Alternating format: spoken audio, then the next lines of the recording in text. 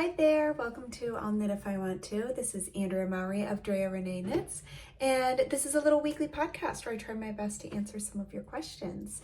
Today I am wearing the Traveler hoodie. It is a drop shoulder, textured, oversized, very cozy hoodie. You can also knit it with a crew neck if a hoodie's not your style. The directions include options for both. And the one I am wearing today is made out of the Farmer's Daughter Fibers Recollect with this amazing poppy drawstring that actually uses ritual dye Sprite, which is what I use to knit my crew neck version, although in obsidian instead of this great bright red. So let's go ahead and jump right into some questions. The first question today. I am curious about why some of the wonderful brioche hat brims from the last knit along have the tendency to skip to one side while others lay perfectly straight. So I'm assuming you're talking about the ribbing of the brioche where sometimes it'll look like it's leaning instead of just being straight up and down. Is it just about blocking, or do I need to be patient with the wool choice to avoid an oblique brim when I want to knit my own? Thank you so much. So this is actually a really common question that comes up a lot in brioche. So in general in brioche, what we want is we want our lines to be straight. Here's my actual Harlow flip. We want those lines to be straight up and down. It should look like ribbing. But a lot of times what you might see, especially when we see a big group of people knitting the same pattern, and so we get to see a lot of examples and a lot of different yarns, is from what I have been able to figure out, it comes down to yarn choice. And I think what is happening, I see it the most often in a single ply, which I think comes down to the ply, the twist on that yarn, especially because it's only one ply. It's not balanced. It is skewing because that yarn is biasing because it's been twisted in one direction. When we add another ply into a yarn, so this, for instance, is 2 plies. I'm actually gonna open it up and then I'll hold it up so that the camera can focus. But what's really neat is when you spin yarn, you spin all your singles, which means like all of your individual plies, you spin those all going in one direction. So for me, I usually do clockwise. So I'm spinning, putting the twist in like a clock, going to the right. And then when I go to ply them, when I go to twist my individual strands together to create my plied yarn, I'm then spinning them in the other direction, counterclockwise. And what that does is it balances all that twist energy. So you can kind of see like this yarn is just nice and straight. Well, if there was too much twist energy in there, which can happen if you're always only twisting to one direction, it'll do something like this, which sometimes people call like a pigtail, where it'll spin back on itself. This yarn isn't doing that because it's a balanced yarn. But you can see, so like here are my 2 plies, and then up above it, they have been twisted together. So a single ply yarn doesn't have that opportunity. It doesn't have the opportunity to have its twist balanced by being then twisted in the other direction during plying. So that's why it can have kind of almost like too much energy in it going one way. And so when we knit with it, it can lean. So that is what I think is going on. I think it is yarns that maybe have a little more twist energy going in one direction, and it causes them to skew a bit. There's nothing wrong with it technically. Your hat will still be lovely and keep you warm and function as a hat. But I know a lot of people are like, why does my brioche lean? And it kind of drives them nutty. So that is what I would take into consideration. If that bothers you, I would choose a plied yarn, 2 to 3 plies. This is a 2 ply, this is a 3 ply. But I think that would help the issue. And if anybody else has any input on this, it comes up a lot. So if you know anything that I haven't mentioned, I would love to hear it so that we can continue to try and figure out why is our brioche leaning in one direction? All right, next question. I have a very silly question. It's actually not silly. It's a great question. I'm fairly new to knitting sweaters and have not knit a cardigan. I love your comebackigan cardigan and I've purchased the pattern and some yarn. But when I went to start it, I started to overthink things. Totally natural. You stated that you knit your pattern with 10 inches of positive ease. Question is the 10 inches built into the pattern or do you need to go up 10 inches to get the ease? So I love this question because it's actually the most common question I hear when we're talking about ease. This is why I talk about ease a lot on here, because it's one of those things that can just feel a bit abstract until we continue to put it into practice. So if you go to it's going to be page 3 of your pattern, that's where the notes are. I do tell you exactly how to pick your size. And because I know how common the confusion can be about picking a size with ease, especially when it's a decent amount of ease. You know, with 10 inches, you don't want to do it wrong, right?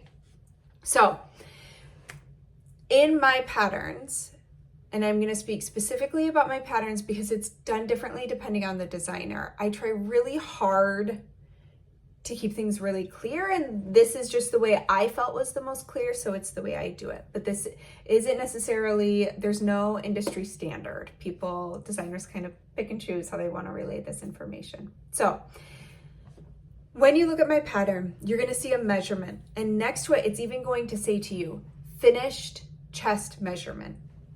And then up above that, it says sizes. You have sizes. I usually have about 10 sizes for my sweater patterns. So you'll see sizes 1 through 10.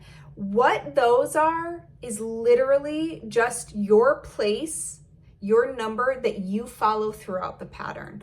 Don't think about it like, I wear a size 10 in tops or pants or whatever. That is not what that is indicating to you. That is, oh, I'm going to follow the instructions for size 5, and I'm gonna keep following that size 5 instructions throughout this pattern, okay? So that is what you're following. Below it, that chest measurement, that is talking about the measurement of the garment. So I do not list generally in my patterns, I'm not gonna say knit this if you're a size 40. If your chest measurement is 40 inches, knit this size. I don't say that, especially because I think that all of us, I don't think I've ever released a sweater pattern that only says one amount of ease. I think I almost always, I literally can't think of a time I've done it. I think I have only ever given a range, because while I might have an amount of ease that I think is my ideal, that doesn't mean it's your ideal. Like, you have your style, you have the way you want your clothing to fit and drape on your body. And we all get to add that little bit of flavor ourselves of what we want our clothes to look like on us. So I'm going to give a range of what I feel has worked really well for me, for the knitters who've tested the pattern, from feedback I've gotten throughout the years I've been doing this of, okay, I think that with this style, with this drop shoulder sweater, I find that I've heard knitters feel like anywhere from this amount of ease to this amount of ease has worked really well for them for this style of sweater. So that's the information I'm going to give you. So what I think is important is the finished measurement of the sweater. Now, for the comebackigan, I don't have that pattern in front of me. So I am just going, well, let's see if I can bring it up quick so that I don't confuse anybody. Let's use real numbers. Okay, here we go. Got it. Okay, so let's see, I knit the size 3. So that's the one I'm going to talk about. So that one is 42 inches of is the measurement around the whole sweater. If I measured it all the way around the circumference of that sweater, the size 3 that I knit is 42 inches, or that's about 106, 107 centimeters. So what I would want to do if I was looking, now you don't have to do the comebackigan. I actually recommend 4 to 8 inches of positive ease. You did say that one, right? Okay, good. I'm not changing what I said. So you mentioned 10 inches of positive ease. In the pattern, I actually recommend 4 to 8. You could do 10 if you want, but I give a range of 4 to 8. I knit it with 8 inches of positive ease. So what I would do is I would measure myself around the fullest part of my chest. So I'm gonna take that measurement. Even better if you can get somebody to help you so that you can get really accurate measurement. On me, that's typically around 34 inches. I find that my bust fluctuates, so I do tend to remeasure because I just find it goes up and down. So sometimes, most of the time, I average 34. So if I've got a 34 inch or 86.5 centimeter bust, then what I want to do is I want to add the amount of ease that I like within the range given. So I said 4 to 8 inches. I like that sweater a little more oversized, so I'm going to the end of that ease range. I'm going to the 8 inches, and I'm gonna add that to my bust. So if my bust is 34 inches and I'm adding 8 to that, that's gonna give me 42. Now I can also go, okay, well, let's see if I maybe did want to do less ease. I'm 34, so the lower end of that is 4 inches. So basically I can look at sizes anywhere between 38 inches and 42 inches as the finished measurement of that sweater. So that tells me when I'm looking at the pattern, okay, well, size 2 is a 38 inch finished circumference and size 3 is a 42. So I could do size 2 or 3. And that's going to come down to personal style, what I decide to pick. If I'm having trouble choosing between those two sizes, one thing I would probably do is I would go to my closet.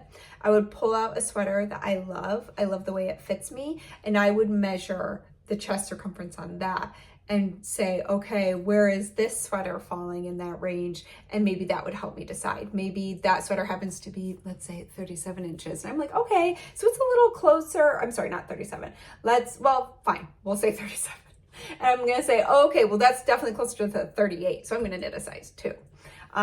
So it's just helping you decide if you're between which way you want to go, up or down. And I'll also think about, how do I want to wear that sweater? Am I looking for a more relaxed, comfy fit? Then I might want to go more oversized. Am I looking for something that's work appropriate and really polished, that, you know, like, look at the clothes you might want to wear it with, look at the trousers you might pick, or a dress you might wear it with. And that can help you determine if you want to knit it with a little more ease or a little less ease. So when it comes down to it, ease is describing how big the finished garment is in comparison to your actual body. So if it's positive ease, that means that that garment is that much bigger than your actual body. If it's negative ease, then that garment is that much smaller than your actual body. So that is what you're looking for, is you want to add that ease to your own body and then look at the measurement to pick the measurement that's closest to that. So another great thing to do is to go to the schematic, which is going to be on the second to last page, and you can look at all the measurements there, and all of those measurements are for the sweater itself. I'm never talking about your body. I am talking about the sweater, and then you decide how you want it to fit your body.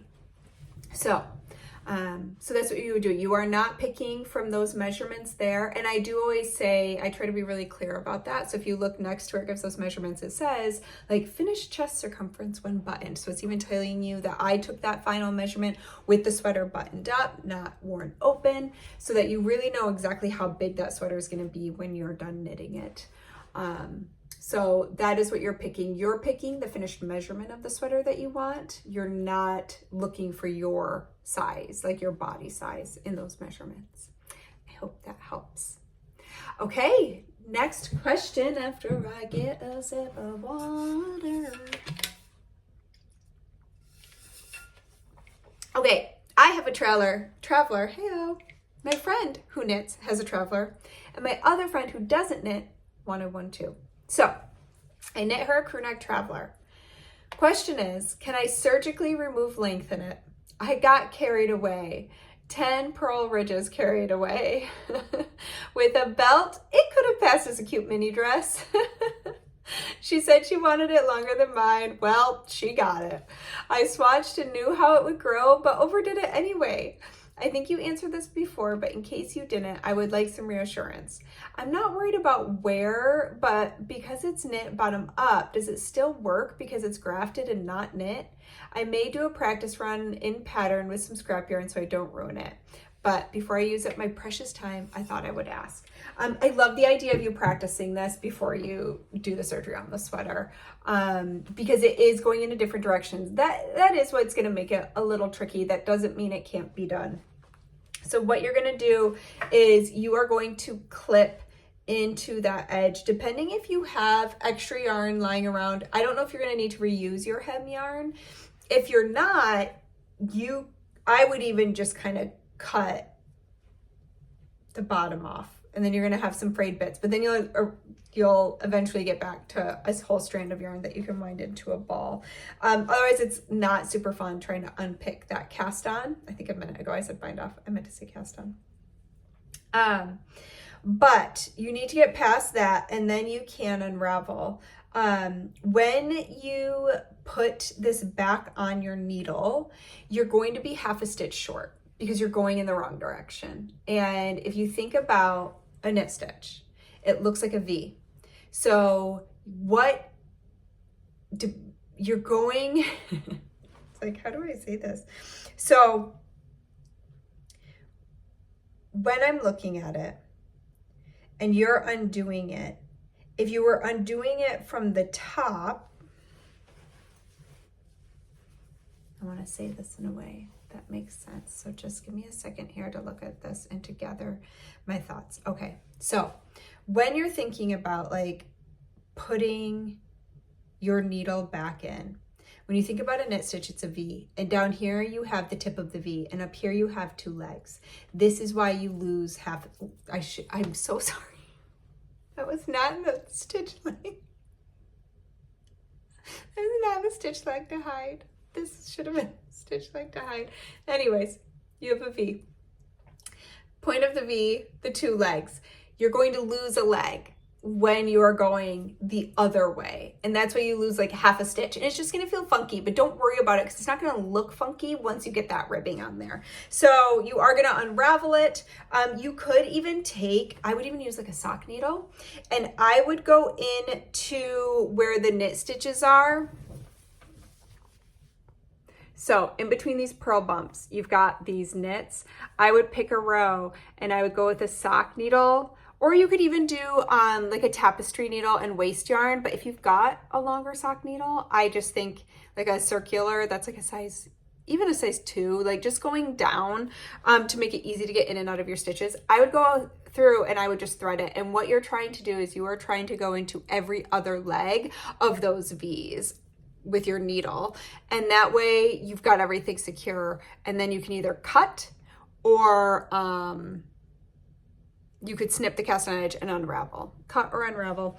But then once you've got it on your needles, you're just going to go ahead and knit down the other way, add your ribbing back on. So that's what you're really doing. You're going to take out, you know, a chunk of your ridges, that's too many, and then knit your ribbing back down on your ribbing needle. Make sure that once you do start knitting again, you're using your ribbing needle. And that should fix it for you. But I do think you should do it. I think it'll be great. I believe in you. And you definitely want to turn it back into something that she can wear that's not a mini dress, unless that's her jam. And then tell her to wear it as a mini dress. And you had a little bonus question thrown in here asking how I measure my distance when I walk. I'm walking more, but don't know how to measure my distance. You walk long distances. How do you measure it? I figure a smartwatch, but hoping there's another way. The reviews are all over the place with those things. Okay, so I've tried a couple different things. I have used a smartwatch. I will say my favorite one was Garmin. I really loved using a Garmin. I thought it was really accurate. I really liked it when I was running as well. I had an issue though where, because I have tattoos, the sensors don't love tattoos. They have a really hard time getting through there to do what they need to do to actually count your steps and stuff. So I actually got like a burn from that. So I could not use that anymore. I've also used an Apple Watch, but you can, a Fitbit. I mean, they do, you can see charts on which are the most accurate. I think for distance, they actually are decently accurate because it's a map. As far as counting steps, that's when their accuracy can be all over the show. But one thing you can do if you're like, I don't want to wear a wearable like that, maybe you don't like the idea of the sensors or something like that. One thing I've also done is I don't always wear, I prefer wearing like just like my regular watch. So I don't always wear a fitness device like that, but you can do just a clippable step counter. And there's kind of average, if you know how long you're taking to walk, I don't even think, anyways, you can find an average for how many steps is a mile, and that can give you a good idea of about how far you're going. Another option would be is if you know somebody, like if anybody in your family has a smartwatch, wear it once on the route you want to walk, or wear it the first time you're going to do a specific route. If you know it's when you're going to walk again, you only need to find that distance once, and then you don't have to wear the watch anymore. So that's something you can do too. Like I did walk the same route a lot back when I lived in Maine, and I knew it was 4 miles door to door. It was like 4.06 miles. So I didn't need to wear my watch. I know exactly how far I was going. But otherwise, just get out there and enjoy it. You know, people went a very long time without knowing exactly how far they were going or how many steps they were getting, and they were fine. But I am a curious, I like info, I like data. So for me, it's very interesting. But again, I definitely don't wear a device like that all the time. Once I know, then I'm like, okay, I know how far this is. Otherwise, you could also walk trails that are, there are, what was that app? I used to have a great app for trails, and those usually have the distances listed in them. So then you also have at least a ballpark of how far you're going. Oh man, I can't remember the name of it, but if you look up trail apps, it'll come up, I'm sure. Okay, question number 4. I was curious about your best tips and tricks to avoid color bleeding during blocking. I've recently knit a project with light and dark colors, and I didn't think to soak the yarn beforehand. So here's what I would do. Just because you used light and dark colors doesn't mean your colors are going to bleed. So that is the first thing I would do is I would imagine at least have a little bit of that yarn left over from each thing. Hopefully maybe you knit a swatch before your project. If you did knit a swatch, go get it and wet block it if you haven't already, and block it exactly how you plan to block your project. If you don't have a swatch, snip some yarn tails and put those together and see if they bleed together, and just test, see if it's even gonna bleed. And that is what I would do. That's what I would recommend going forward. If you are ever using a color combination that you are concerned about color bleeding, that is a whole nother pro to swatching, is you've got a little mini version that you can wet block the way you're planning to block it, and you can see if it's gonna bleed. And if it doesn't bleed, you're good to go. You can block it how you want. If there is some bleeding, then that's going to give you so much information. Do I still want to use these yarns together if there's always going to be a concern of bleeding? Maybe not. If I do decide to proceed, okay, well, why don't I now knit a couple more baby swatches and try blocking them in different ways, which you could even do this now with your leftover yarn from your project. Knit a couple baby swatches. It could just be stripes, and block them in different methods, seeing which one avoids the bleeding. So one option can be to add vinegar to the water bath. That is supposed to help. Another would be using cold water. Do not use hot water. Hot water is going to create a better environment for color bleeding, where cold water is going to do the opposite. It's going to help close up the cuticles on those yarns, so hopefully it doesn't bleed. And then the third that a lot of people really like is using a color catcher. A color catcher looks kind of like a fabric dryer sheet. You can buy them. You can definitely get them online. I think you can get them in some grocery stores. You'll just have to check. But you just put one of those sheets into the tub while you're blocking, and it will soak up the color instead of letting it go into your yarn. So all of those would be some great ways to hopefully avoid that color bleeding.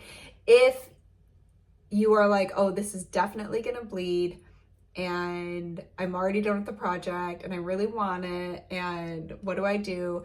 Another option could be just doing maybe like a steam block, but even that I would test before doing it on your whole project. But then at least those colors aren't all soaking in together. But there is still then going to be heat and moisture, so I would do a little test to make sure that that works. But that could be another option too, is you're not throwing it into a whole bath where all the colors are just like, hey, let us soak into this other yarn. All right. Last question. I'm an emerging knitwear designer and I'm curious about how you scaled your business. Which site do you use to manage your newsletter list, and how did you build your website? What advice would you have for someone who is just starting out growing their audience of knitters and customer base? So we haven't had some design questions for a while, so I thought this one was a fun one to answer today. I am going to list for you what I use. So for my newsletter, I do use MailChimp, but I'm going to tell you right now, I don't know that they're the best. They are really pricey. It's actually one of my highest monthly expenses as a business owner, as a small business owner. But I will 100% say how important I feel newsletters are. I think newsletters are a really, really lovely way to connect with your true customer base. And I think in a time of algorithms and our attention spans getting shorter and things like that, newsletters are such a lovely way. To me, it feels like a very authentic way to connect with people again. It's an opportunity for actual one-on-one conversation. A lot of times people will reply to my newsletter. It feels like a chance to get like personal and just to share things on like a more personal level. So I do really love my newsletters. Actually, one of my favorite ways to engage with people these days.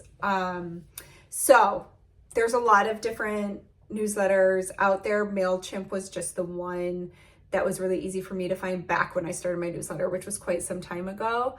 And changing feels very daunting, but I would shop around. But it's done what I need it to do. It's just on the pricier side. So, and then for my website, I use Squarespace, and I feel like one of those podcasts that like they always have, they have ads. They get sponsored by sites like Squarespace and MailChimp.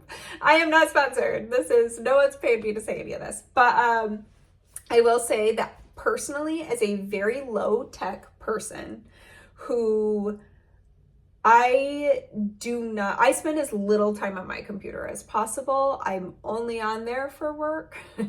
And I would rather, my life is knitting. I want to be creating things with my hands in that way, not so much being on a computer. So as somebody who's not super tech savvy, I found Squarespace to be really easy to build a website, have my pattern shop on there. I felt like I could do it. So, if you are tech savvy, then you'll definitely have no problem, but they've been really easy to use. I haven't had any major headaches, knock on wood, using them. So I would recommend that.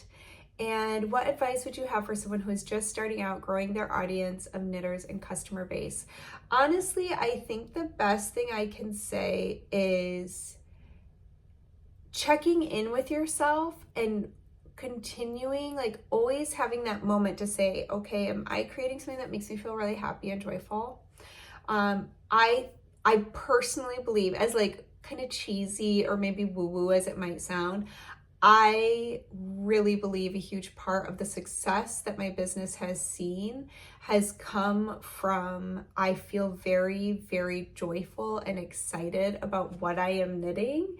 And I think it translates. I think that people can feel the excitement you have over what you've made, and it makes them feel excited about it. So I think remaining true to who you are and pouring that into what you're creating, I think for me is a cornerstone of my business. Like it is the heart of my business. Whenever I'm in doubt or unsure, which is every single time I design and write a pattern and get ready to release it, I have, you know, that fear of vulnerability that comes with sharing something you've created. But I always check back in, and I always ask myself, like, okay, do I feel happy about this? Do I feel excited about it? Am I like, ooh, does it give me that really good feeling when it's on my needles? And so I think that's really important, and I think it can be something that's easy to overlook. So yeah, I would say that's actually the biggest thing. And then beyond that, I would say photography. I will say I'm very lucky that my husband's great with a camera, and he became my photographer right away as I started publishing patterns. Everyone thinks he's a professional photographer. He's actually not. He's just really, it's always been a hobby of his, and I think he's got a natural knack for it for sure. But I think that's been a big part of it too, is that he's really helped share the those images. I think help share the pattern in the way that I want to like put it out into the world, if that makes sense. That being said, it's amazing what you can do even just with your phone, like your phone and a place to set it. I mean, I do this whole podcast using my phone. Like everyone's like, ooh, what equipment do you use to podcast? I'm like, oh no, it's just my phone. I used to set it on a bookshelf and it would fall down half the time. Now I do have like something that holds it, but that's about as fancy as I have gotten. So you don't have to do anything super crazy. I think you just have to stay true to yourself and setting little goals, like, and realistic goals. There's only so much time in the day, and this is a slow craft. And this is something I have to constantly tell myself. And is that it's just, we can only do so much. There's only so many hours in the day. So setting realistic goals, for me, that happened to be about one pattern a month when I started. That felt like something I could do. Now it's also going to depend on the type of patterns you want to release. I will say that can be a lot if you're designing sweaters, but pretty manageable when you're doing hats or something that like is just a little bit quicker to design and write the pattern for. Sweaters involve more complicated grading and things like that. So I think setting some realistic goals that you can achieve and being present. I think one thing I see from different content creators that I think is part of maybe being a little over ambitious, of overtaxing ourselves, of thinking like, okay, I can do all the things, and then you can't because there's not that much time in the day. And so you start not taking care of yourself because you're trying to do this thing. And so you disappear for weeks at a time. Like I see this a lot where people will get really, really excited. They're going to launch their business and then like nothing. It's crickets. And it's because they put all the energy into this and there was none left over to keep going. There's a woman I follow and I love, she does some workouts I like, but I love one of the things she says is it's so much better to show up consistently with B+ effort than to only show up once in a blue moon with A+ effort. And I feel that way, especially now I'm talking more about like, yeah, give your all for the pattern you're trying to write and create and making it yourself and keeping your heart in there. But when it comes to marketing and social media platforms and the rat race, if you will, that can be all that, just show up, even if it's not some crazy choreographed reel with like, that's all perfect. I mean, this podcast came from being like, you know what I can do? I can sit down for half an hour a week and answer people's questions. I love to talk about knitting. It's like my favorite thing to talk about. I look forward to it. I love that people ask their questions and it gets me thinking about things. And so I feel like I'm always learning new things. So it became this thing that I was like, I can commit to this. I can do this once a week. And I'm not getting burnout on it, but I keep it really low tech. There's not tons of editing and outfit changes and all this stuff, because that's what works for me. I mean, if you see some of the content that's out there, that is why certain people and creators are called content creators because that is what they're creating. They're creating content. I am not trying to create content. I am trying to create knitting patterns. And so that is where 90% of my job effort, if not 99% of it, is going to that. It's going to go to creating the patterns. And then I try to keep really kind of logical about what I have left in the bucket to then put in the other things, which are all very important. But yeah, I think it's easy to hit burnout in today's world. And so finding ways to balance that and not overdo it is important, especially in the beginning. So that was a whole little tangent for you. And with all that said, I'm actually not going to have an episode next week. I am going to be spending some time with my kiddos and my nephews and my siblings. And so I am going to take next week off unless I happen to get back. I am going to be in office on Friday. And if I can, after all that, maybe I'll try, but I might not. So if you don't see me here next week, I'll definitely be back the following week. If you've been around here for a long time, you know I've only ever actually skipped 1 week in the 3+ years I've been doing this.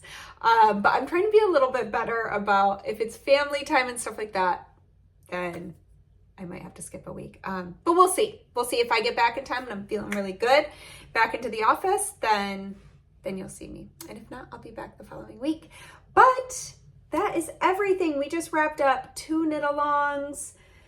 Our next one kicks off in July. Stay tuned for more on that, along with some other pretty exciting news I have coming up. I'm very excited to share it. There is a lot going on behind the scenes right now, so I'll share more as soon as I can. But I hope that you all have a fabulous weekend. Thank you for joining me here this week, and I hope to see you back. Bye.